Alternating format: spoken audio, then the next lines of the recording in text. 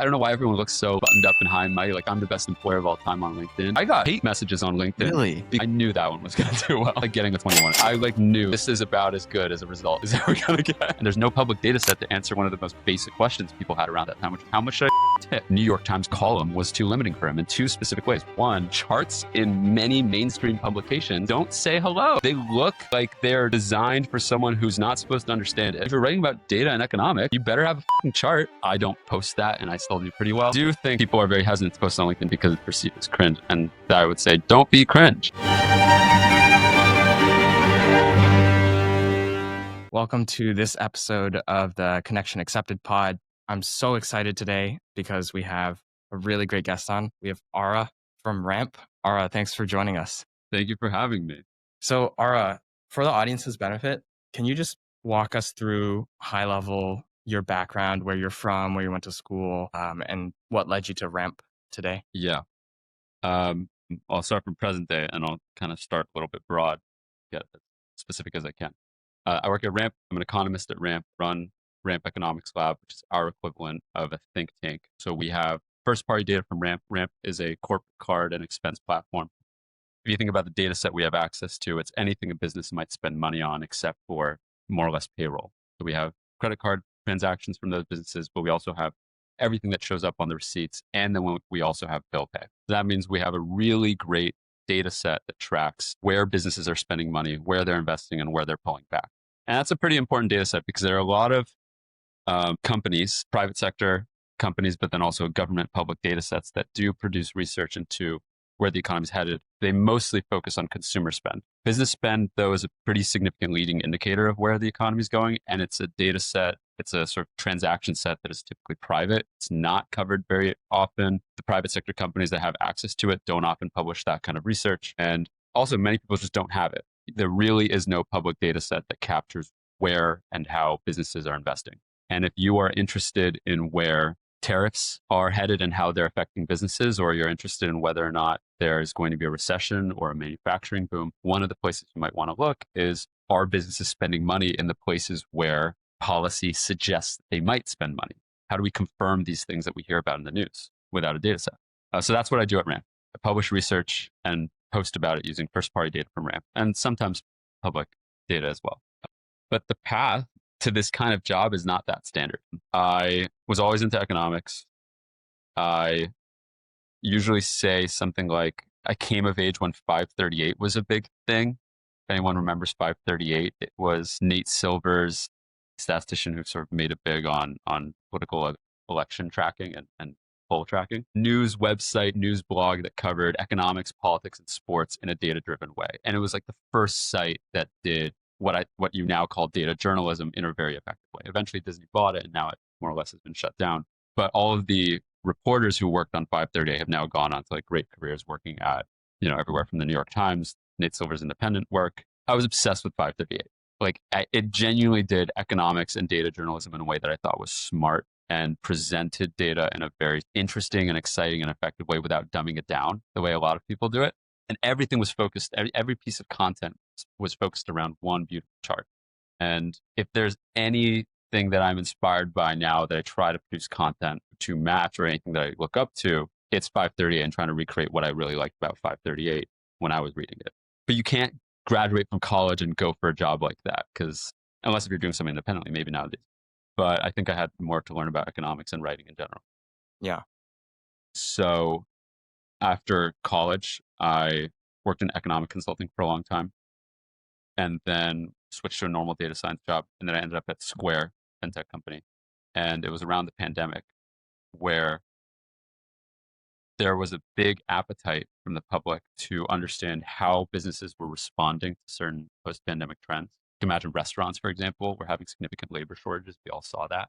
Yeah. And there wasn't a lot of data about how restaurants were responding to things and how consumers were responding to the post-pandemic labor shortage. Tipping, right, was a big story around that time. And there's no public data set to answer one of the most basic questions people had around that time, which is how much should I fucking tip? Right. Without being in a way that maintains the social contract, but is not offensive. Yeah. Right. And so a lot of reporters would come to us asking what Square data showed about tipping or wages in the United States, or where how restaurants and workers were addressing the labor shortage in their own side of the labor market. And I pitched this job to Square that to say, hey, let me focus on producing economic research using Square data and putting it out. I think this is going to be really exciting. And we started putting out that kind of data regularly, answering questions about what the average wage was in this or that town for a restaurant worker, data about tipping and what you could expect in your state or your type of business. And it did very well. It was called Square Payroll Index. And then we also put out regular reports on our website. And then I started posting on LinkedIn around that time. Okay. And developed a fairly small, but I think dedicated following on LinkedIn. And people saw it, particularly people both in the restaurants industry, but also people who were just interested in data and economics and interesting and compelling charts with interesting data sets. And what was really unique about it was that you could not get it anywhere else. There was genuinely there's no public data set that captures month over month changes for that level of specificity. Like you can track average hourly wages for the typical worker in the United States. The government puts that out and it's a great data set. But if you want to get really specific, like what should a restaurant worker make? What can a restaurant worker expect? Are they getting a competitive wage at their current job in Wichita to New York to Seattle? There's no way to look that up unless if you have a private data set that some guy on LinkedIn is posting about. So that was the niche I filled. And it was a great data set too. So beyond that, we would also post a bunch of other just fun stuff. Like when the eclipse happened a couple of years ago, one of the great posts that I did at Square was just showing this strip of activity across the US that showed sort of an explosion of restaurant activity in otherwise pretty rural, quiet areas of the US that happened to be in the path of the solar eclipse. And making a really beautiful chart about that showed something that was both surprising and not surprising at all, but was pretty. And that did very well on LinkedIn. And I think is a testament to what I think really makes this kind of work is even if you're posting something obvious, like, oh yeah, people wanted to see the eclipse and spent money around the path. There's something that makes people feel good to see their own activities or behaviors or even fun behaviors reflected in an authoritative data set or be confirmed or validated by someone they perceive to be authoritative. Yeah. I think about Peter Walker, the head of insights at Carta. We interviewed him a week or two ago. He also has a very similar approach in that he has access to all this data about startups and funding and everything that Carta has. And he basically looks at the data, finds an interesting trend or observation, and then makes a post with a really nice infographic as well. And I feel like it's similar to what you're also doing with ramp spend data, which no one else really has that level of specificity. Yeah. So when I was a consultant at BCG, we actually, funny enough, used to look at credit card spend data for some consumer projects. And it was not at the level of specificity that you guys probably have, but it was always still very interesting for me to get to look at it. And it would give you a directional sense of like consumer spending patterns, things like that. And I think hedge funds may use it as well as like an early indicator before earnings. But yeah, like you guys have a data set that's so valuable, which is what are companies actually spending on? What categories are they spending on? And I feel like that enables you to put out such interesting research. Yeah. It makes the work methodologically very easy too. If you talk to people who work with credit card transaction data sets, like they often know that there's a skew and a statistical bias to that data set. Not every business spends on a credit card. Businesses that spend on credit card are usually spending a certain type of spend on a credit card. The data is often messy. It's not even a bias thing. It's not something that you can easily discern. Ramp data also has its own skew and bias, right? I usually say it's something like a bias toward relatively tech forward businesses. The businesses that use Ramp are not the typical business. They're inherently adopting this early stage technology, not early stage technology, but they're typically early adopters of technology given the fact that they are using something like Ramp. That is a very helpful skew because if you're interested in knowing where the economy is going, it would behoove you to at a data set that doesn't represent the average business, but represents early adopter businesses, because those are the businesses that are going to be at the forefront of the latest changes and developments. And one thing I try to do in my work is not hide behind that kind of skew or make my work seem like it is representative of the typical business behavior in the US. My work is not representative. That's why you should pay attention to it, because nobody else has this kind of data set. And there's value to that. This job gets really hard when people are trying to pick a narrative and find the right data to support exactly that narrative. because you end up spending, first of all, you end up doing work oftentimes it's not very good because you're doing a lot of cherry picking and just doing data practices that don't make sense. And the second reason is that it takes a long time. It genuinely is not easy to make data fit a narrative. Like, if you are going to be unethical with respect to your data practices, it is one of the most unpleasant experiences of your life trying to find all the weird cherry picking and filter behaviors you need to do to make something fit. It's so much easier to just do the work in a way that is honest and that you think is appropriate and right and makes all the fair assumptions, and then say what you think is most appropriate based on that data. And you can still make that work buzzy. Like, let's say your priority is getting a really banger LinkedIn post. Like, you can still do that. Like, there are charts that I think are like incredible findings that don't do well on LinkedIn. And there are charts that I produce that are so obvious that I think no one could possibly think this is interesting that end up getting hundreds and thousands of impressions. And there is some strategy to that. Like, some of it is just a timing thing. Some of it is random. Some of it is tapping into something that people are really interested in. But some of it is also just presenting something in a way that is helpful to people, even if it is not perfectly in the zeitgeist. Like, if you present something that's helpful and compelling, and you find the part of your finding that is unique that you can't get anywhere else, that content tends to do pretty well. Not foolproof. Let's talk a little bit about your 996 post. So for the audience, can you just like explain what that post was about and what went into it, and then why you think it blew up? Yeah, this is to date now my most successful piece of content ever, measured on pretty much anything: retweets, LinkedIn impressions, everything, press mentions. It was one chart. 996 is this trend that I think originated in China and is associated with Chinese working culture, but is now it's kind of emerged as like a trend in Silicon Valley working culture, which is like work from 9 a.m. to 9 p.m. 6 days a week. And people have been vaguely talking about it over the last year as something that's caught on in a lot of tech companies in San Francisco. People are working more. That's the idea. People are working more, and they're working more on Saturdays.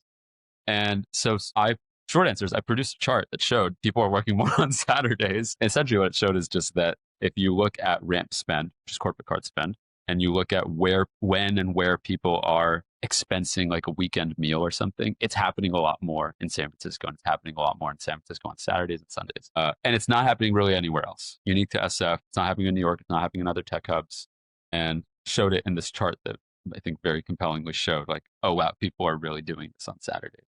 It's actually still relatively modest of an effect, but relative to the size of a large metro area, but it's definitely something that is happening. And it blew up on LinkedIn, and to the point that, it did well on the social media platform, but like, even it's now been a little over a month maybe since I posted it. And even over the last 2 weeks, we've gotten media citations from large traditional media outlets. Like New York Times wrote about it, Bloomberg wrote about it, everything from like small tech blogs to the big newspapers. It was in print.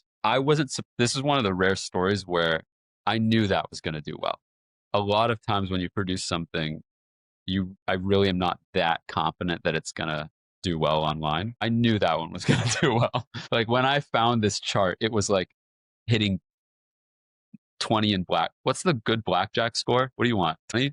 21. I don't gamble. 21. It was like getting a 21. I like knew this is about as good as a result as ever going to get, because you don't see, it's really rare to get and I barely worked on it.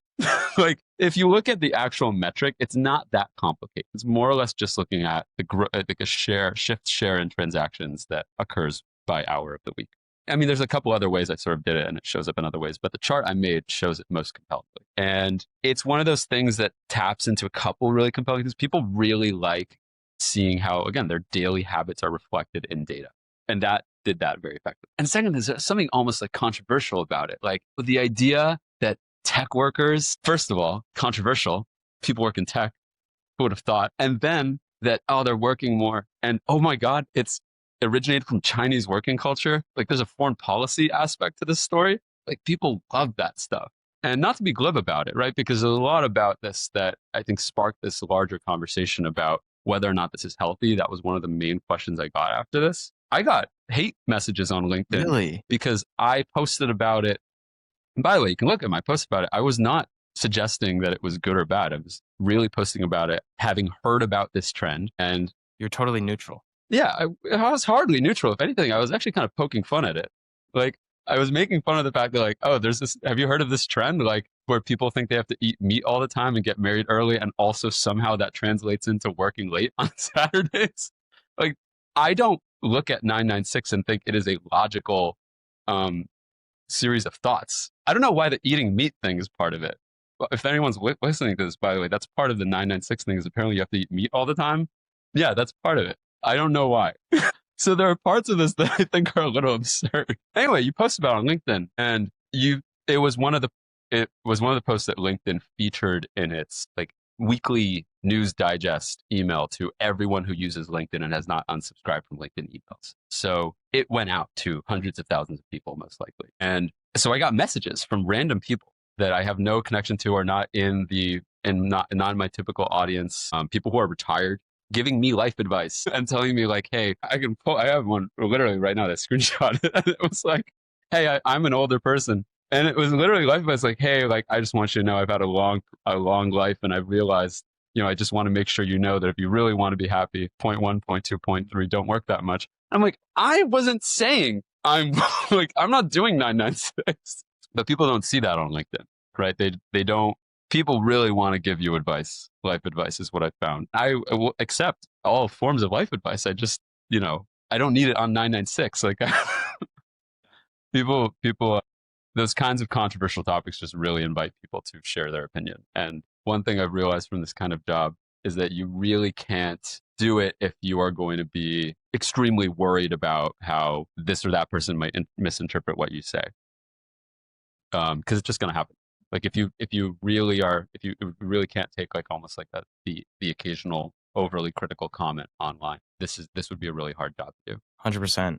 Man, so many things that I resonate with you, and I completely agree. I think anyone who's ever gone viral or blown up on social media will tell you that the law of large numbers, there's just always going to be someone out there who doesn't like what you're doing or saying. And in your case, it's not even like that those folks are hating necessarily. They almost wanted to give you advice, unsolicited life advice. But yeah, I got hate stuff too in the comments. I had several people in the comments suggesting that I was a corporate shill perpetuating the idea that we need to all work 996 schedules. And, it's funny because it's not even like, I was just posting a chart. Like, so it's funny because imagine if I really talked about my beliefs politically or otherwise, right? Like, not that I have crazy political beliefs, but you can imagine how social media and the internet, and not just social media, the internet, people's nature to sort of see something and feel compelled to respond to something, even if uncontroversial,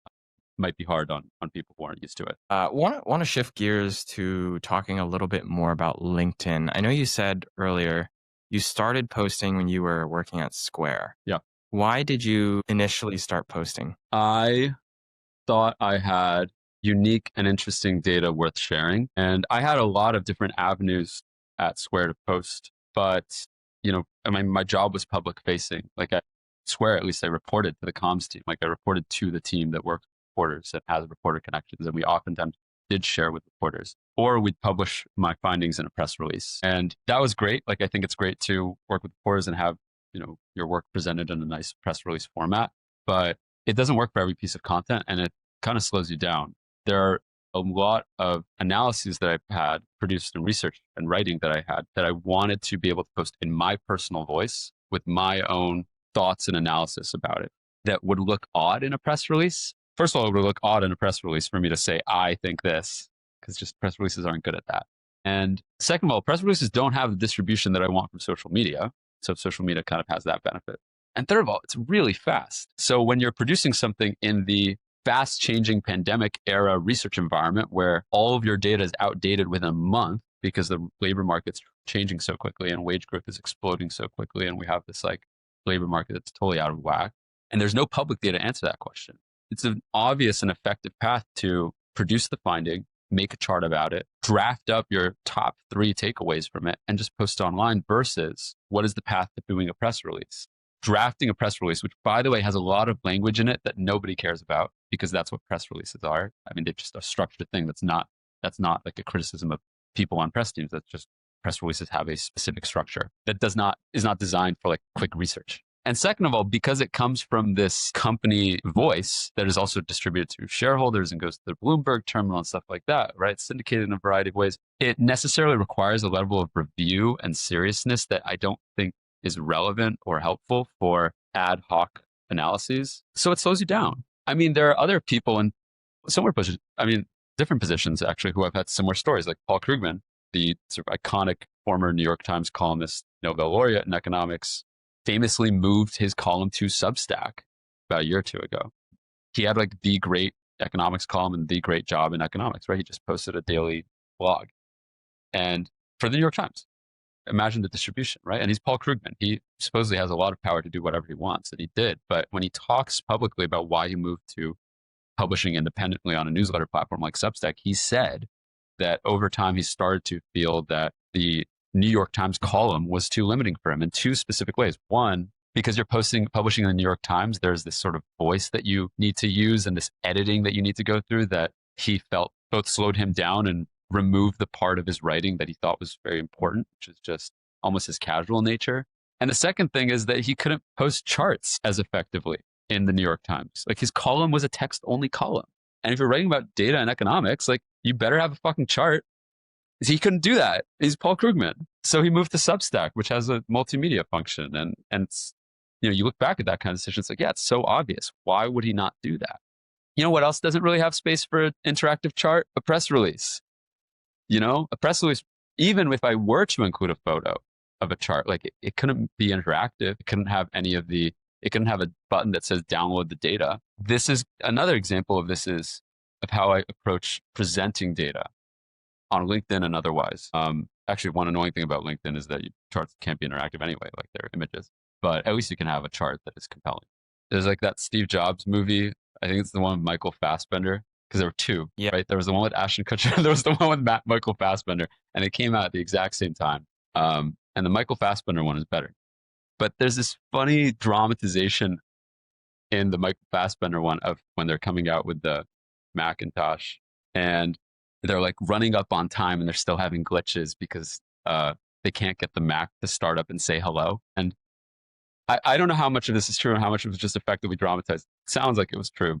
But there's this really funny scene where Michael Fassbender is just over and over again saying like the Mac has to say hello. And people are like, why does the Mac have to say hello? And it's like, because computers are boring and impersonal and people don't get them. And once a Mac says hello to you, it's immediately understandable and inviting. And it almost lends credibility. And I think the same about the data that I post, where economic data, the way people talk about economics, charts in many mainstream publications don't say hello. They look like they're designed for someone who's not supposed to understand it. They're not inviting, they're not interactive. And there are very subtle ways that I try to, you know, add features or call outs in my charts or just small annotations that speak directly to the reader and tell them exactly what the takeaway is. Anything as simple as a get the data button, which is on all of my interactive charts, to allow you to see that, oh yeah, this isn't just someone put it on a chart. There's transparency involved. There's an exchange that I can have with this. That's the equivalent of the Mac that says hello. Now, I don't want people to listen to this and be like, oh, this guy thinks he's Steve Jobs because he has like a funny title on his chart. That's not what I mean. That's a little bit what I mean, actually. I mean, it makes sense, right? Like economic data, not even just economic data, but I do think mainstream publications don't always do the best job at portraying the data in a way that like the average reader would understand or find interesting. And I think the fact that you're thinking about that is part of the reason why you've seen so much success with the stuff that you do post, because you get it and you understand what it's like to be someone on the other side. You know, sometimes people ask me like how I do this job or like what training I need to have. And there's no training for this kind of job. I really do think about it. Like the most important experience in my life that allows me to do my job is my experience as a consumer. Like when I am producing a chart, I am thinking about my own interactions day to day in this economy and what is unique about them and what is interesting about them and what I can find in my own data set that can uniquely tell that story. There's that side, me as a consumer and trying to see what kind of, how many of my own habits are reflected in this data set that might be compelling to others. And the second part is I'm also a consumer of the news and I am constantly trying to think about what I like about how some people tell stories and write about otherwise complex economic topics and what I don't like about how some places do it. Like I have in my head work that I admire and work that I don't admire, and work that I'm trying to emulate and be inspired by, work that I'm trying to build on, and work that I very much want to avoid. Even work that, like, appears in like very well distributed avenues and other people on LinkedIn here or there, right? Like, I have a sense of what I think I want my data to look like, or my research to look like. Let's talk about your process when you say you've got an interesting data set and you have a chart, or maybe you're just at the idea stage. What's your process to actually create that LinkedIn post? Well, first, I'm not on. It starts without thinking about LinkedIn. Like, my first step of the process is, well, there's a couple things, right? So you have content that you can produce from like a regular series. Like, I have data sets that I produce regularly. Like, Ramp AI Index tracks a business adoption of AI models and tools, and that's just one data set that I can break out into a million different ways and publish findings based on model company or based on sector, or just based on overall trends, and it updates every month. So I have that steady stream of content I can just always post about. Separately, there's content that I can produce that's more ad hoc, that's in response to something I read about in the news, or some people are thinking about a trend that I think I can either confirm or correct. So there's those two avenues and sort of streams of content that can come into my life. Something that I post regularly and something that's more ad hoc. It requires its own research process. Both will at some point end up on LinkedIn, but I have other platforms too, right? I'm posting on Twitter, I'm posting on Substack too, and I'm posting on LinkedIn. There is something very similar between all of the platforms. So, like, when I am looking through my results and trying to see what might be compelling, I am starting to, the first thing I'm revolving around, like, what is the result that it can show in a very compelling way in one chart? Because I don't think people realize this. If you are explaining a technical topic, and this is how journalists work too, you get one technical thing to explain. Like, if you have to explain 2 to 3 technical things in before you even get to the chart, you've lost your audience. You get one thing. And so oftentimes it's interesting as an economist, because there are methodologies that I would like to apply in my work that don't make sense to apply, because if I were going to use them and display them in a chart, I would have to explain the methodology in a way that would already lose my audience, and that I can use what is frankly a much simpler methodology that still gets at the same point most of the time and shows it much more compelling on a chart that I don't have to explain, because people know it and are familiar with it. Like, I mean, a funny example is, like, you can run a regression is the simplest form of economic analysis. It's not that complicated. I mean, you could be quite complicated and thoughtful about how you do it, but not to be glib, but very simple. And is an almost obvious step to any analysis I should do, to run a regression that controls for this, or it's essentially the statistical process that allows you to control for various confounding factors. I am never going to publish regression results on LinkedIn, because I don't want to explain what a regression is to my audience. So most of the time, I can just publish what a regression is a technical complication of, which is posting a series of averages. That's essentially what a regression is, just more mathematically involved and controlled for. And so I'd rather opt for that. So that's the first thing. Like, I'm thinking about how to reduce my technical vectors as much as possible. You get one thing. Ideally, you don't have to explain anything, but if you do, you get one thing. And then you're done with that. And then at that point, I've sort of already thought about how I want to present something in a chart. And it really starts from first principles. Like, do I want something that I could show on a scatter plot or bar chart or whatever? Like, I am thinking about that from the beginning, because a big part of this process is, how do you want to show it in a way that is exciting or compelling? And I'll admit, there's sometimes where it's like I look for something that I can show on a scatter plot, because I just love a scatter plot, but I don't get to do them enough. So I'm thinking about that early on too. Yeah, so you pick the chart and then I have the content and I have the point I want to make, and then I pick the chart.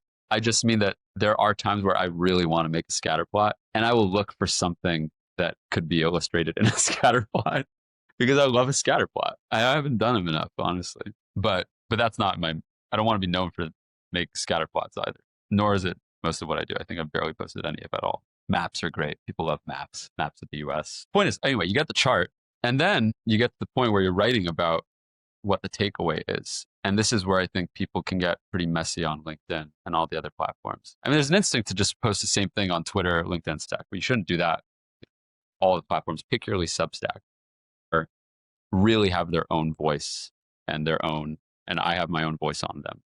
Also have my own authentic self for all of them, arguably, right? Like, I'm a different version of myself on Substack, because I think the platform invites a level of authenticity and personal communication that the other platforms don't. So what is the sort of like voice that LinkedIn as opposed to Substack and X? I mean, the LinkedIn has a stereotype of a boy. Yeah.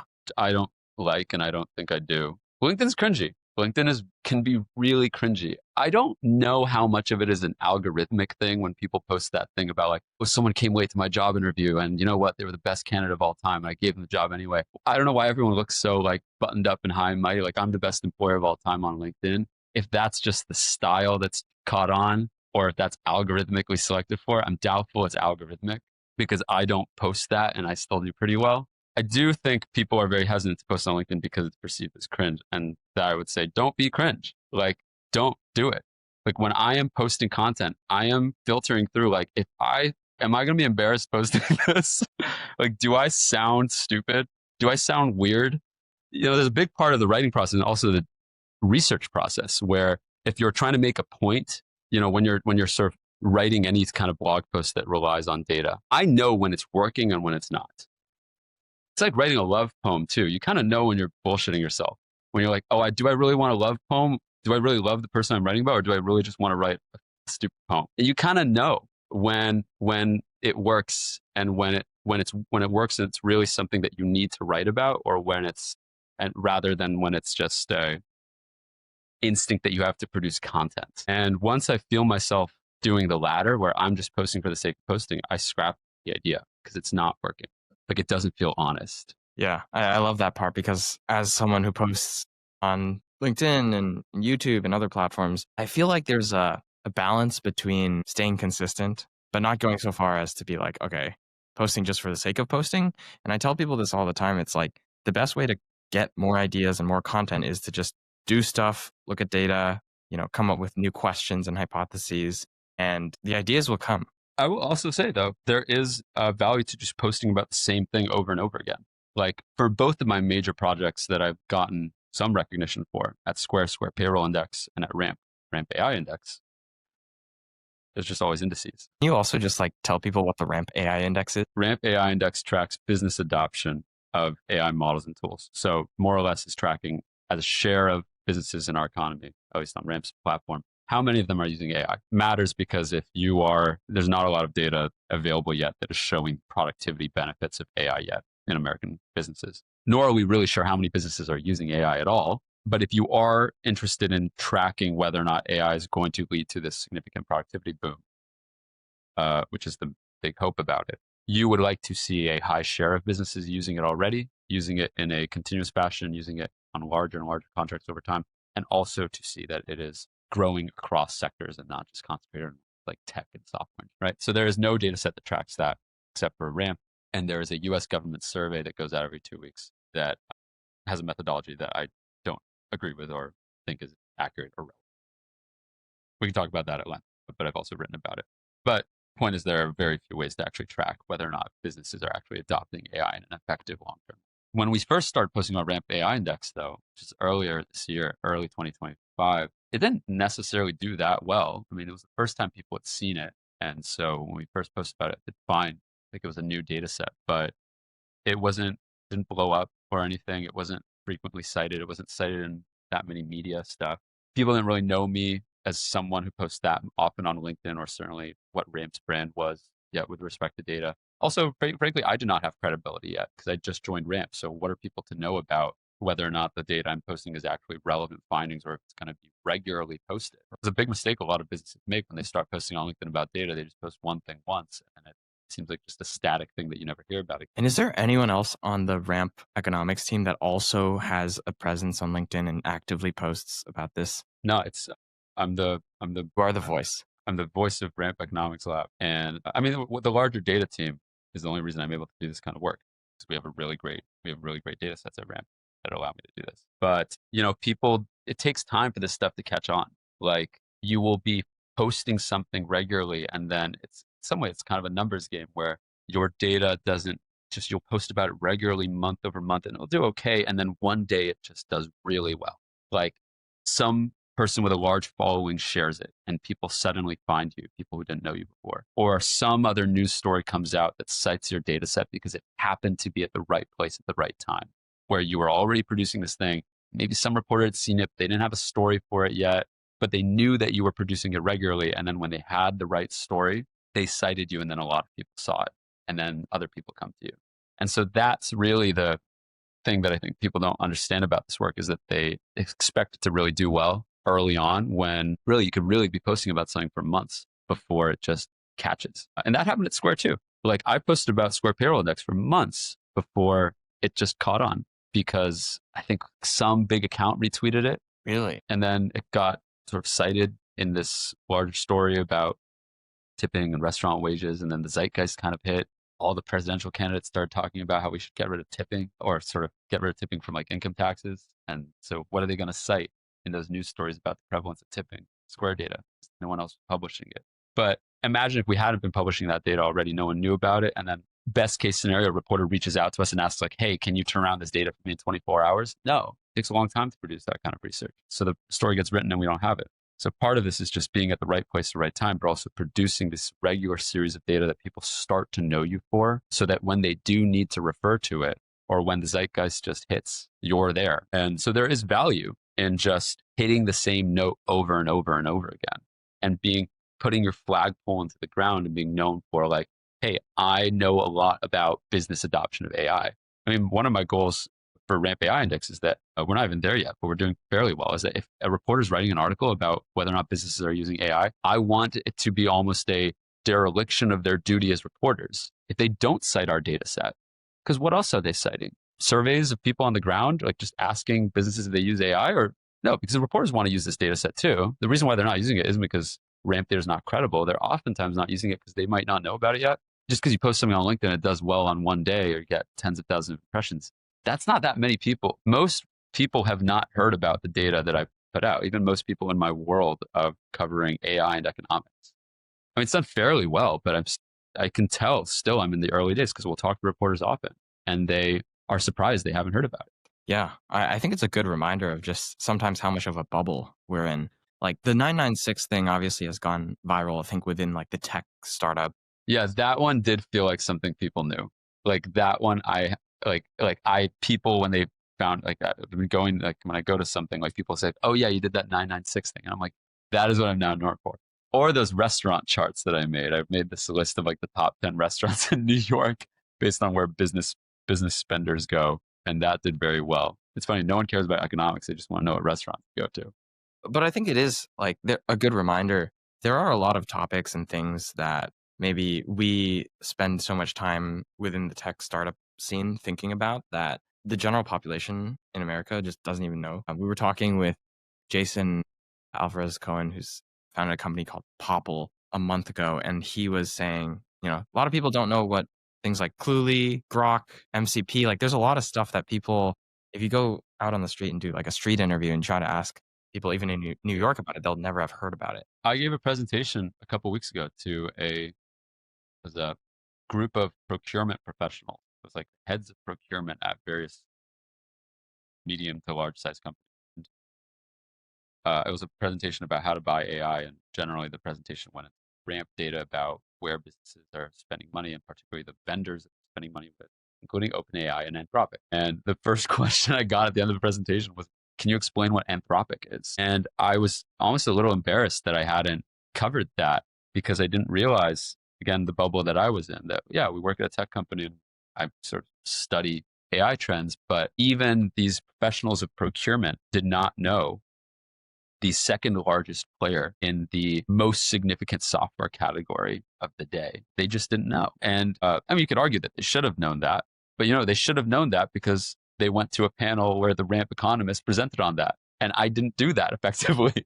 Like I just threw out that was their studying coming to my session, and it was, if anything, my fault that I assumed a level of experience that with these kinds of things that they did not have. Yeah. Let's focus in on LinkedIn for a second. If you were the CEO of LinkedIn, or if there's a message that you could send the CEO of LinkedIn, what would you want to tell him, or what would you want to change about LinkedIn? Yeah, it's really hard to track analytics on LinkedIn. Someone who posts on LinkedIn, you don't get a lot of insight about who is consuming your content. Really vague. The analytics dashboard is extremely limited. This actually goes for most of the content creation platforms available, but I'd say LinkedIn is way behind, given that it's a company that is increasingly trying to invest in being a platform that invites creators to produce multimedia content, like especially video, post a video on LinkedIn, even more limited than that. So I think LinkedIn is really behind on the analytics tools available for anyone who posts. Are there specific kinds of analytics that you'd like to see? For example, me personally, I'd love to know the audience segmentation of like all the impressions I'm getting on my posts, like who's actually. Yeah. TikTok does a really good job of showing you, let's say you post a video, TikTok will show you like this line chart of where people drop off. And it's really fun and visual, especially on the app. You can literally just like swipe over on TikTok and see that like, oh, I lost X% of people in the first second. And then halfway through, I did this overly technical reading of something and lost everyone else. That is immediately actionable and tells you through revealed preferences whether or not my content was good and which part of it was good. Now, some of that you could argue is like, oh, then aren't you going to over optimize for the first second or something? But yeah, but at least I know that on TikTok. At least I know where I'm losing people. Whereas on LinkedIn, you vaguely see the number of people who viewed your content and you get this unusual number of like how long people viewed your content, but it's unclear what that really means. Because again, on LinkedIn, different from TikTok. TikTok, like your whole screen when you watch something is one video. So it's relatively easy for them to track what you're doing because they know, hey, I'm watching this video. LinkedIn, I will say it is harder for them to actually track that metric that I'm looking for because it's a little messier to understand like, what is someone watching this video or is it just open or is it on the screens? Where do people drop off? They pause the video, stuff like that. I will give it to them. It's going to be harder on a platform that most people consume on desktop interface. Yeah. What are your thoughts on video on LinkedIn? I have no idea who's watching video on LinkedIn. I will say I post videos on LinkedIn. I don't watch my own videos on LinkedIn. I mean, I will actually. That's not true. I will watch videos on LinkedIn sometimes because I'm on LinkedIn for my job, and sometimes there's a compelling video that I watch. But the LinkedIn tab on mobile that sort of looks like the TikTok or Instagram Reels tab, I really would love to do like a user interview of who is going on LinkedIn to consume short form video content because I've never had that instinct. And I think it's surprising to people that LinkedIn is going into short form video content. I've tried and experimented with it and I make videos anyway for my other platforms. So I auto post them on LinkedIn too. But I genuinely, because it's so new, like I have no idea. Like who is the profile of people who is really don't think it's like a CFO of a company watching LinkedIn videos. But then I also don't think it's like an early college grad, Yeah. Don't they all have other things to do Yeah. than to scroll on LinkedIn? I completely agree with you. And I don't know if I could name like 5 people in my personal life that consistently check out the LinkedIn video feed. That said, it does feel like LinkedIn is trying to push this narrative around video being more and more important. And Daniel, my co-host, who's unfortunately not here today, and I were talking about this interview that Jessica Jensen, the chief marketing officer of LinkedIn, with Stephen Bartlett on Diary of a CEO, she's basically saying like LinkedIn's up by like 36% year over year. And I think there's other stats around like creators who use video see higher growth. But every person I've talked to and asked, do you watch the video feed on LinkedIn? Is like, no, I don't. I've maybe looked at it once, but I think LinkedIn is primarily a text-based platform and people's behavior kind of like mimics that. I guess one exception where I have seen videos do really well is if it's a really big product launch video by a YC-backed company, or usually those are horizontal, not vertical. And it's content that they're producing for all their platforms. And so it's not optimized for LinkedIn necessarily. But yeah, I don't know. It's interesting. I will say though, like the videos that I've posted, and I've posted a variety of things, whether they're a little bit more produced, things that we work on with the creative team at Ramp, box style, edited videos with animations, things like that, versus ad hoc me just talking to my iPhone about this economic news of the day. And both do fairly well. The only lesson I have though, or the only learning I have is that, not even a learning, philosophy, is that I try to be, again, a relatively authentic version of myself on the video side too. Video is hard. Like it's really hard to talk to a camera without a lot of practice and feel like you can speak effectively to a person, even though you're just in a room alone by yourself. And it comes with time and practice. And it's kind of the reason why I started doing it was I knew I needed to post this kind of content to get better at it. And you can see that when you look through like old school YouTube people from like, when we were kids or however old we were, when like YouTube was pre-monetization YouTube, when it was just like people on YouTube make funny videos. And there was this you can look through like the people who really made it big around that era and see the progression of their videos and their production quality getting better over time. It's not just a technological thing, like cameras got better. No, it's like they started learning a little bit more about AV and mics, camera quality, and how they wanted to present themselves. And simultaneously, they also became a little bit more confident in front of a camera and started to be more thoughtful about how they wanted their content to look distinctive from other people's. And I still think I'm on that curve where I don't think I've figured out what my content, at least in terms of video, is supposed to look like relative to someone else's. I mean, I do think that like charts that I post and my approach to things, I think I'm getting to the point where I have a distinctive style that even if didn't have the ramp logo in the corner, people who'd seen my content might be able to recognize that it looks like something I would have made. I think I've figured that out for images. I think I've figured that out for how I write. I don't think I've figured that out yet for video, where I'm still trying to figure out like what is my personal style that's going to come through in that medium. Yeah, I love that you brought up the distinction between super high production work that maybe you're doing with the creative team, Vox style, versus something more raw, authentic, personal, just like you talking to the camera. And we were talking about this before the show, but I feel like YouTube in the past and video content just generally from like the 2000s was very raw, very authentic. People just like the camera doing something interesting. And now, over the years, it kind of shifted towards the Mr. Beastification kind of era where everyone wanted super flashy graphics and lots of edits, and you wanted to make things very interesting to people, but also it got very overstimulating. And so now I feel like, especially with more and more AI generated content flooding written platforms, especially, it's like, but also video now, because there's lots of video generation models. I feel like people are looking for something more raw and more human and more authentic. And the easiest way to tell is if it's just the guy with his camera, talking about something interesting. Yeah, the pendulum swings back, always does.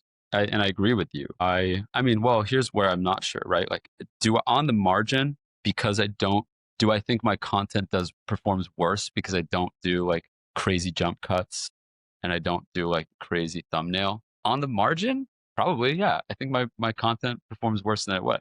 But I try to produce work that I think I am particularly well suited to do. Like the other really good advice about anything in life, certainly how I try to produce content, is I don't try to be something that you're not. And I don't think I would be successful if I tried to be like Mr. Beast, because I am not Mr. Beast. I don't have his style or his personality. I have my own stuff. And I don't think I could I don't think I could even ironically try to create like a crazy thumbnail where I have like my mouth open stretched and like giant impact lettering in my shadow or whatever. And so part of it is just recognizing that my content will do better if I produce the content that I'm particularly well suited to produce. Speaking the way I speak and trying to be smart and thoughtful, but also approachable, telling stories similarly that my data set is uniquely well suited to tell. People will often send me ideas of data to produce, and the most frequent reason I turn them down is because other data sets could do that better. Like there's some obvious ones, right? Like I get like there's always news stories about like weddings and stuff. So people are like, oh, you should do some story about like how people are spending on weddings. And I'm like, look, Ramp is a business spend platform. Like we don't really see consumer spend on weddings. So that's an easy one to say no to. Then another one is like, oh, well, can't you see something like the labor market stuff? I rarely produce anything about the labor market. So, it's not really a data set we have in Ramp. It's kind of the only part of business spend that we don't see very effectively. We see like essentially everything but payroll. And people will then say like, oh, well, can't you see like the number of cards people are adding to their account is like some proxy of headcount at companies? I'm like, yeah, but there are other data sets that do that better. You go to ADP or LinkedIn or Glassdoor or whatever. Like that is a much more effective way of tracking trends in the labor market, even if I could make it work for Ramp. I just know that if I were to spend time doing that, I would feel like I'm producing a story that could be more effectively told by someone else. So I try to avoid those kinds of projects entirely, both in terms of the data that I produce and the topics, but also in terms of how I style myself and my work. I don't think I could be someone who acts a certain way in order to get engagement if that is not who I otherwise am. That's what cringy means. That's how you end up being cringy. You just act like someone that you're not. Performative. Hey, I'm still performative, to be clear. There's also not to say that like, oh, when I post on LinkedIn, I'm just being exactly who I am all the time. Like it is also being in a world where your job is to produce content for public consumption is a performative exercise. The way I present myself online and the way I present myself in public speaking engagements is a performance. And it's kind of what I like about it. There's a part of it that is theatrical. I am thinking about how I want to explain something to people in a way that I think is going to be more helpful and better than how other people have explained it to them. That's why they're coming to my content, right? Because theoretically, I have something that they don't know yet that no one else has been able to explain as effectively. Yeah. And so I am thinking about how to do that, but I'm trying to think about how to do that in a way that also I can do that no one else can replicate. And so I am thinking about how to do that. Uh, but I'm trying to think about how to do that in a way that also I can do that no one else can replicate. And maybe that means I have a style for my charts or I speak a certain way, or maybe it means that I use humor in my specific way, or I'm a little snarky sometimes. Not overly like I'm not obnoxious and not pretentious, but like a little bit like that because for my own comic effect that I think makes sense to be a little bit, to integrate your own personal voice in some ways, right? Like that comes through, I think, in much of what I do.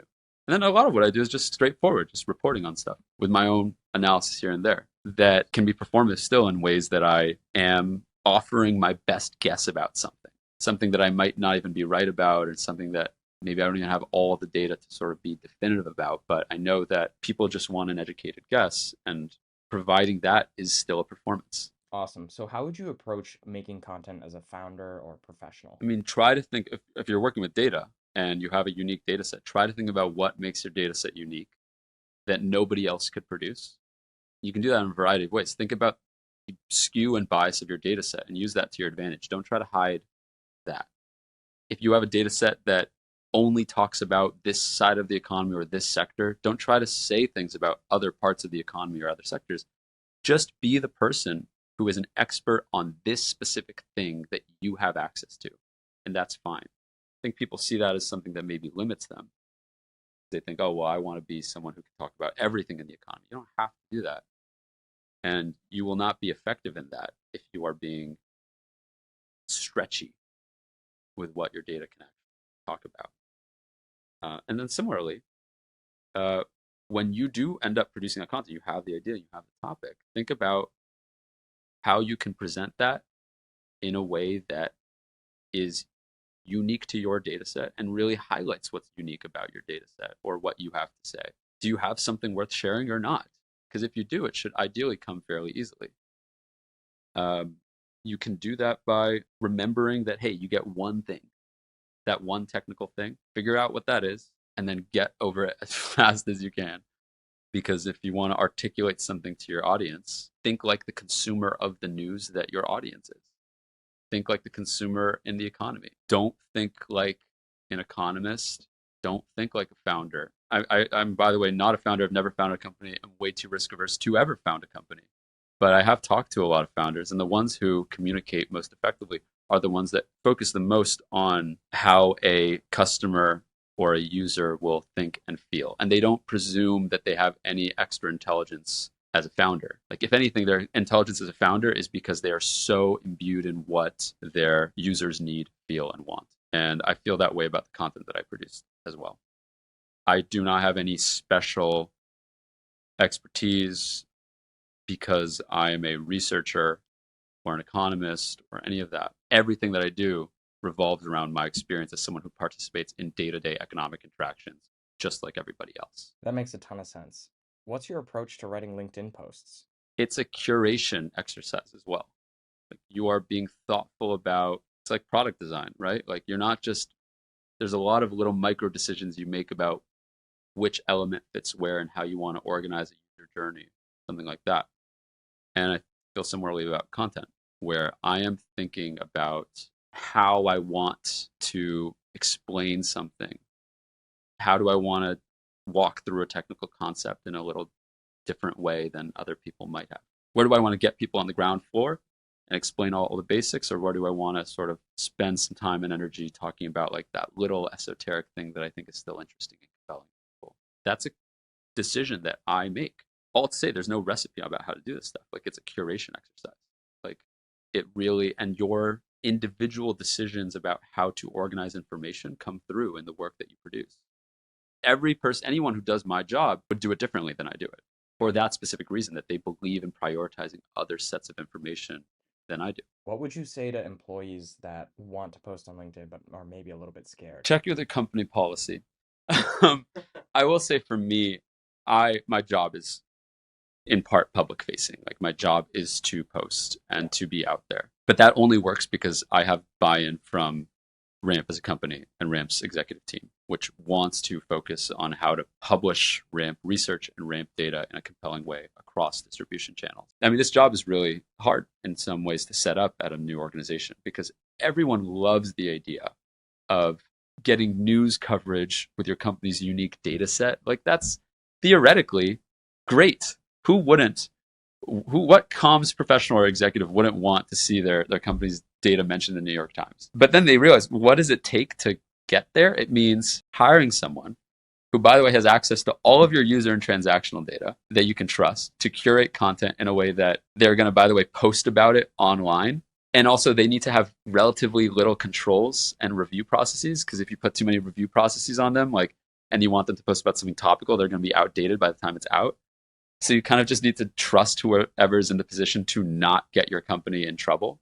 Oh, and by the way, you sometimes are going to have to post about politically trending topics in the economy. Like, once you realize all of those realities of producing this kind of content, most people back away from the idea and they become very risk averse. Many companies and many comms teams and many founders are like, actually, let's hold off. I do think companies that do it well have realized that you don't have to be that risk averse if you hire a group of people to do this kind of work that know the kind of content that the company can produce, and be trending on topics and be responsible stewards of user and transaction data. Like, you can develop that team. It's just hard to, I think, grow comfortable with that idea without having done it first. And in my experience at the companies that I've done this, it's only worked well when the company wants to do it. This cannot be a little side project. This has to be something that a company's executive team understands and believes as a worthwhile effort to get people to understand and see the product pitch function. Do you pitch Ramp products in your content at all? Ramp's product revolves entirely around taking the messy transaction data that a finance team typically has to deal with and automating all of that, and then showing you insights about how to operate more effectively based on what you find in Ramp. And that's kind of my whole ethos for what I produce. I mean, Ramp will show that to you for your business. If there's any skew to the work that I produce, anything that I try to prioritize, it's work that is helpful and tries to highlight how businesses are running and working, and ideally highlight how the most efficient businesses are working, so that your business or your organization can also take advantage of these lessons. If there's anything I study, it's how businesses work and how the best ones work. And if there's anything I write about, it's how other businesses can take advantage of those lessons. And that's the promise of Ramp as a product. So to the extent that I can show that to people who aren't already on the platform, and by the way, I kind of say this, that I'm the only person who speaks on behalf of Ramp that doesn't have to sell the product. I kind of, as a function of my job, I'm not supposed to pitch the product, both because I'm not really trained up on all the product's features, and I shouldn't be a spokesperson for the product, but also because I think my work does better when I am perceived as someone who is unbiased and someone who's not trying to sell the company. And luckily, when I post about Ramp data, I'm not selling Ramp data either. I'm not selling anything. I'm just telling you, hey, like, here are the things that you might want to know if you're a business about where things are going. Well, this has been an awesome conversation, Ara. Is there anything else you want to share with the audience? Yeah, subscribe to my Substack, econlabsubstack.com. That's where I post everything first. I know this is a LinkedIn podcast, and I'm saying follow me on a different platform. Follow me on LinkedIn too. Twitter, but Substack if you want to see everything first.